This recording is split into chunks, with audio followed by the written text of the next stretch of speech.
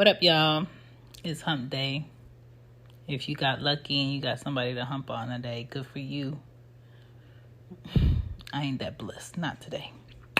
But I ain't got the problems that come with that humping though. Welcome to She Gets It. What's good? I hope this week, the first 2 days, been doing good. Yes, I don't count Sunday as the beginning of my week. I think that's dumb. Monday's the beginning, okay? I wanted to talk about how anger blurs your vision, because I think a lot of people out here are stalling and basically circling a plate of shit, knowing that they don't want to eat it, knowing that they don't want it, knowing that they don't want to be in front of it, but they know if they do anything else, that means they have to do work. So a lot of times, people wake up angry, people drive to work angry, people drive to the store angry, people parent angry, people take care of other people in service angry, and that shit just bounces off of that person to the next person to the next person, and it's like a domino effect. And when it comes to people who have goals for themselves and plans to do great things, if you can't get your anger in check, none of those great things are going to happen. And I'm not talking to you about anger from a place of not knowing. Like, I'm a very joyful person, and people assume that I'm sometimes happy all the time, and that's not true. And growing up and being the youngest and being the only girl and having like no structure in the house and there's nobody to discipline anybody, it was war every day. So a lot of anger and not being able to communicate properly without being physical was a normal thing for me. I'm not saying it was right. It was just a normal thing how I grew up. And to get into like my teen years and having to deal with people, and I would see that they didn't communicate like that, and they actually sat and talked through their shit. That was weird for me, right? And people who would claim that my family got issues, or we got problems, or this relationship is just not good because you do this. I'm just like, oh, I thought that was normal. So I want to talk about it because I know there's a lot of people out here struggling with anger, and that's blocking their vision on where they see themselves, on how they think about themselves, and what they could possibly have as far as opportunity. But if you're always angry and you don't know where to put that anger physically, mentally, emotionally, you're going to explode, and you're going to ruin your own opportunity and your own season. So that's what I'm talking about. It's about to get real. Because if it ain't real, what y'all came here for? I'm not talking about celebrities. I'm not talking about, the latest gossip. I'm not talking about no motherfucking vaccine. I'm talking about real shit that everybody needs to work on if that is a concern for you. And this is a discussion between me and you. This isn't no group discussion. This isn't no, somebody's making me listen to. You could turn this off. If you're listening on the phone, you can turn this off. If you're on your computer, you can X out of the screen at the corner at the right. If you are in a room and somebody's listening to this, you can walk out. But if you have things that you want to do, and you know deep inside you dealing with some anger, and nobody today has purposely done something to you on why you're angry, have a seat. Have a seat. Let's talk. She gets it. All right. So, like I was saying, the way that I grew up, I just felt like being physical with people to get your point across was a normal thing, right? Fighting and breaking shit was like a normal thing in my house. I'm not saying it was right. That was like a normal thing. So, anger-wise, growing up, I was more angry because I wanted my mother to parent differently, and she wasn't the parent that I needed as far as discipline. And I needed that. I grew up with both my parents up until I was 8. And then after I was 8, I primarily lived with my mom. My mom is one of 13. Both of my parents are Jamaican. My mom is one of 13. And out of the 13, she's the only parent that does not believe in discipline. And when I say discipline, meaning like you have limitations, you set boundaries. If someone needs to be punished, they are punished a certain way, or that ass is whooped. She didn't do none of that. Okay? And I'm not saying that we just walked around the house and disrespected her. We didn't. But at the same time, things that would go on in my aunt's house was not happening in my house. Things that would go on in her friends' homes with their kids wasn't going on in my house. And I felt like if I grew up and I had a parent that disciplined me and gave me boundaries in my teen years and in my 20s, maybe I would be more focused. Maybe I would try more things and be more outgoing. Maybe it would be easier for me to discipline myself financially, because over time I've learned that that's what pays off. But I didn't have that, so I had to teach myself. So I would say from 10 years old and up, I was my disciplinarian. Mentally, emotionally, and physically. And to carry that as a child, and you can't fully be a child, but you have like a sense in your mind that you have to protect yourself all the time, it made me angry. While the world was looking at me like, oh, she's cool, she's happy, she's very simple, she's just into her thing. It made me very like anti-people, because when people did stupid shit, I wanted to fight.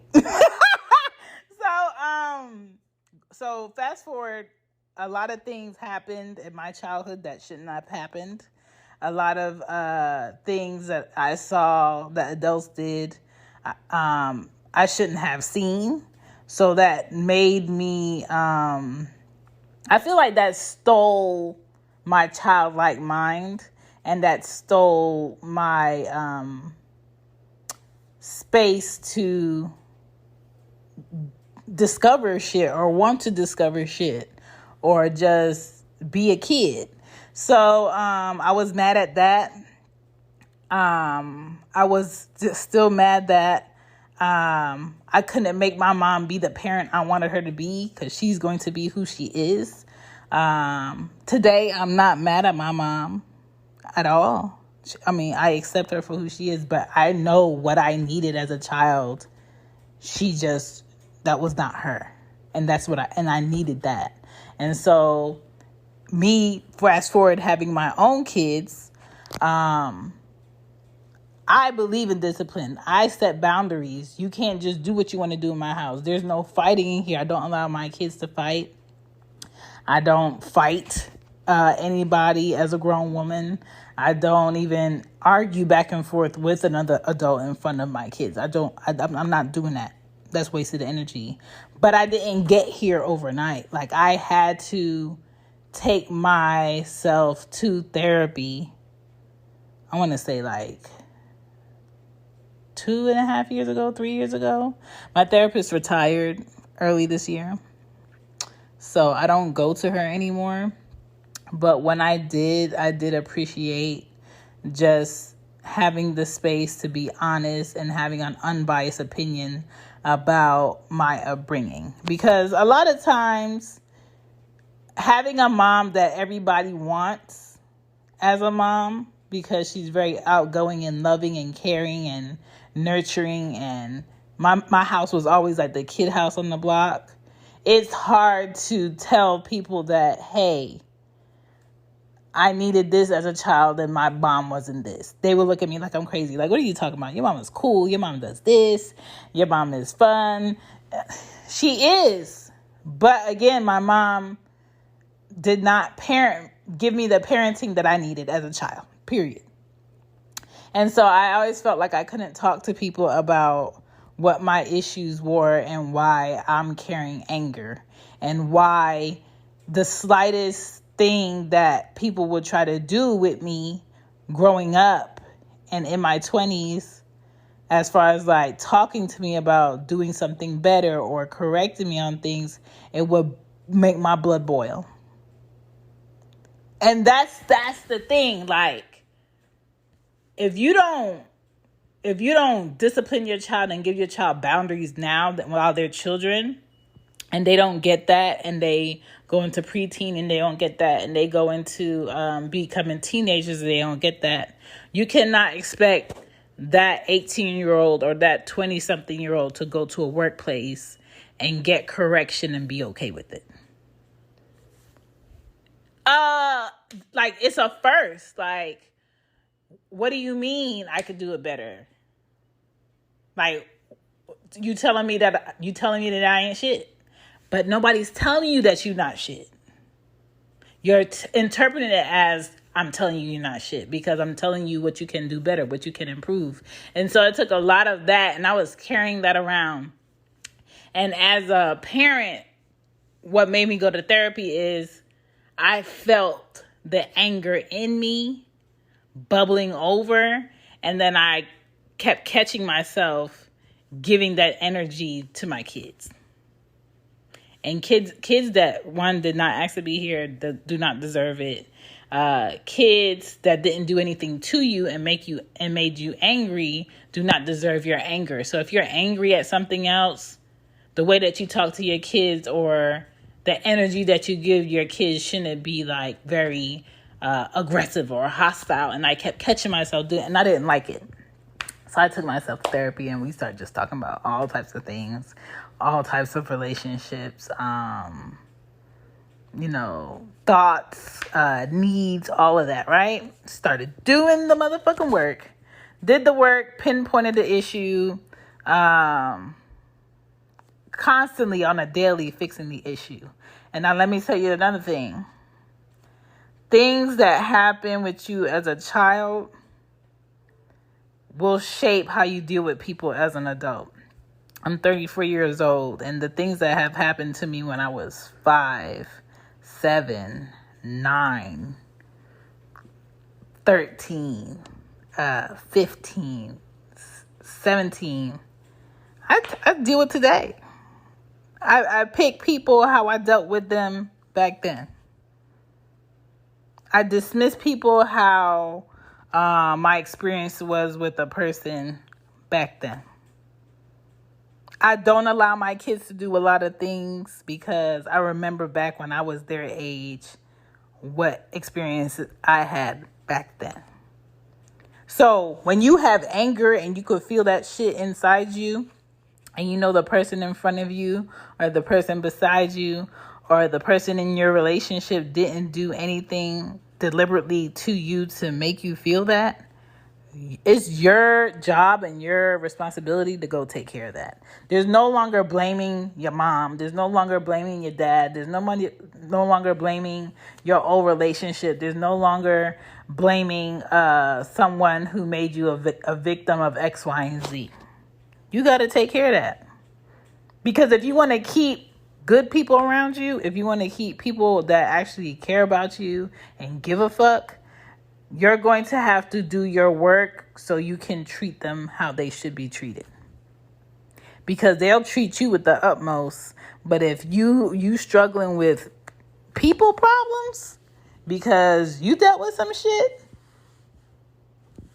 then it's you. You got to figure out how you work through that.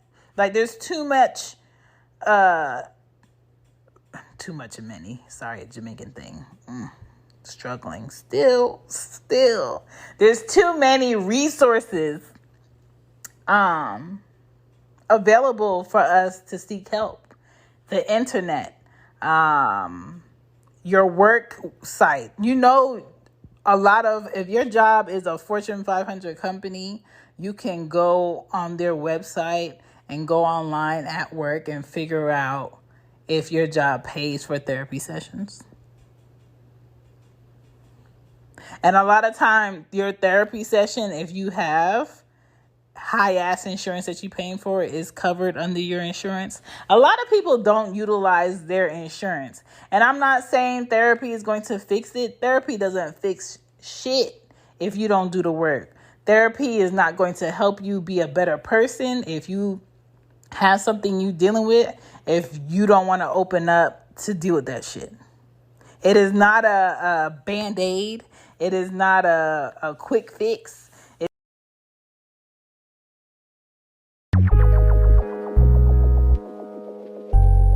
What is Red Circle? Red Circle is that place you need to be if you're podcasting. They got free promotion that you can do with other podcasters that also use Red Circle. They have ad placement. They find the dead space within your show to put the ads. And they let you go ahead and monetize your show easier.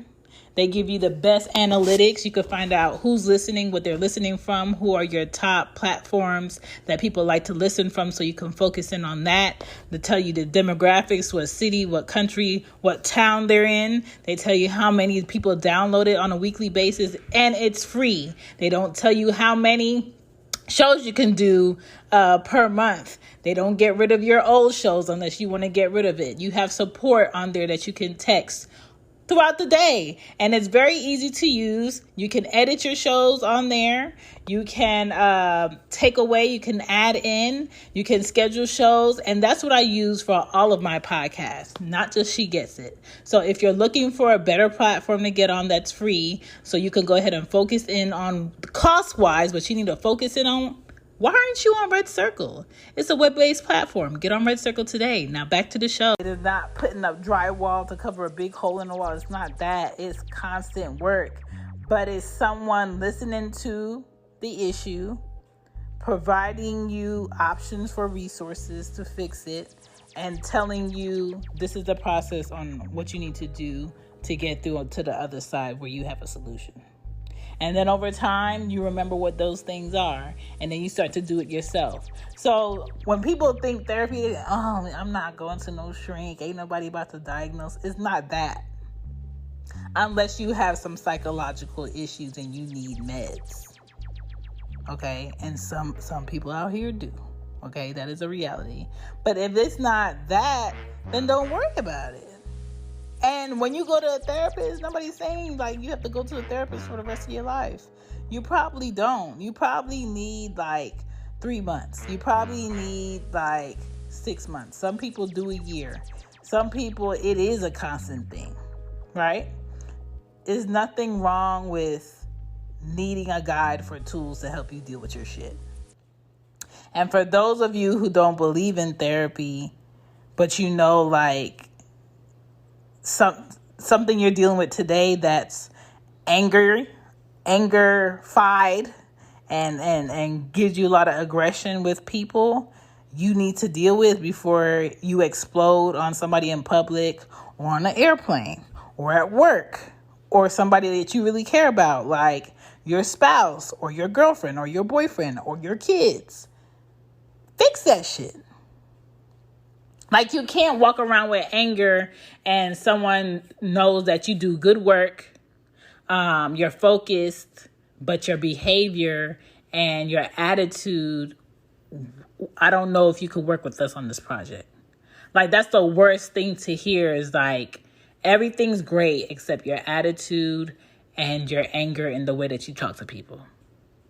Mind you, that has never been my issue, because I do a good job of burying that shit. But a lot of the times why I choose to be by myself and why I choose to work by myself is because I'm very short with people, especially if they don't have my work ethic, especially if they procrastinate, especially if they're okay with wasting people's time and showing up late. Like, I don't want nothing to do with it. I'm good. Especially if I have to repeat myself. Like, nobody's going to take me to that level of being pissed off because somebody doesn't want to show up 100%. And again, I know myself to the point where I know some days I get on my nerves. I know some days I get in my way.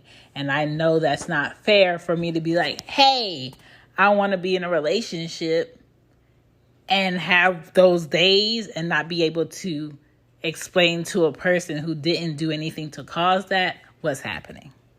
So that's why it's very important to spend time with yourself, to get to know yourself so you can be better for whoever else comes along in your future. Because everybody's different. You got to learn how to deal with this person over that person, and you got to be open to it. And a lot of people don't be open to learning a better way or being better or explaining themselves to people. Everybody's okay with talking about their pros when they meet people, but a lot of people ain't trying to lay them cons on the table. Okay, and I know what my cons are. I know I have like a few days or a week where I'm like, hey, just to give you a heads up, I'm having a shitty week. I'm in a shitty mood. I don't want to be around people. So if you don't hear from me, ain't nothing wrong. That's just what it is. And now the people who know me the best, they be like, okay, is there anything I could do to help? No. Okay. But my thing is like, how the fuck do you do that in a marriage? How do you do that?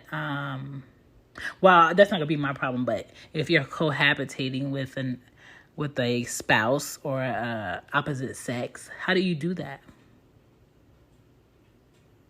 And until I could figure out how to do that or how that would work for me, I don't need to be in no relationship. It's not right. It's not fair. It's not safe. And I don't know. I don't think too many people think that far ahead, but I always think about that randomly. And even with my kids, a lot of times I feel guilty for being in those moods because I can't turn on and off when I want to parent. I'm a parent every day. I wake up, I go to sleep parenting. You know what I'm saying? It gets very exhausting. And when it comes to opportunities, I can honestly say that I've never gotten into my way over an opportunity when it comes to working or doing something great because of my anger. But if I didn't go seek the help that I got, it could have got there. It could have got there. It could have got there. Like, there's several jobs that I had in my 20s that I just, like, calmly walked to the back, got my things, walked to, like, the computer, logged out. Manager looked at me like, what are you doing? You're not on break. Put my badge on the table and walked out. Like, you either going to accept this or you going to get these hands. And when I feel myself doing that, oh, me calmly leaving, oh, that's good for you. That's good for you because the opposite side of that wouldn't be good for you. You know what I'm saying? And for me, I got to check that when I'm driving. I got to check that when I'm in the store. I got to check that when somebody's being rude around me or being angry. And people who have friends that are quick to jump out of pocket and be ignorant in front of other people in public, you got to check yourself and be like, hey, I can't deal with you on that level because I don't condone that. And I don't ever want to be in a space for something to ricochet and get me caught up. And that's self-responsibility. That's not somebody has to make sure you don't. That's not somebody has to have your back. That's you gotta have your back. So you can have your front. your memories, your future, all of that, you know? So don't let anger blur your vision. Don't let anger have you stuck. Don't let anger prevent you from living the life that you actually want for yourself. And don't let anger be like the last say in your relationships that you have with people. And that's professionally, emotionally, sexually, with your children. There's a lot of angry dads and angry moms that have yet to bloom a great relationship with their kids because they can't get out their way. So that's what I wanted to talk about. But anyway, don't be sad and shit. Fix it. My name is Shan. This is She Gets It. Don't forget to check out the new merch. I dropped some new merch on the She Gets It shop. The link is in the bio on IG and Twitter at She Gets It Pod. If you want to email me, it's shegetsit.pod@gmail.com. I'm good. Stay cute. Stay fresh. Keep your mask on. I do have new masks. I ain't even gonna talk about anything else. I'm good. So yeah, I'm out. Bye.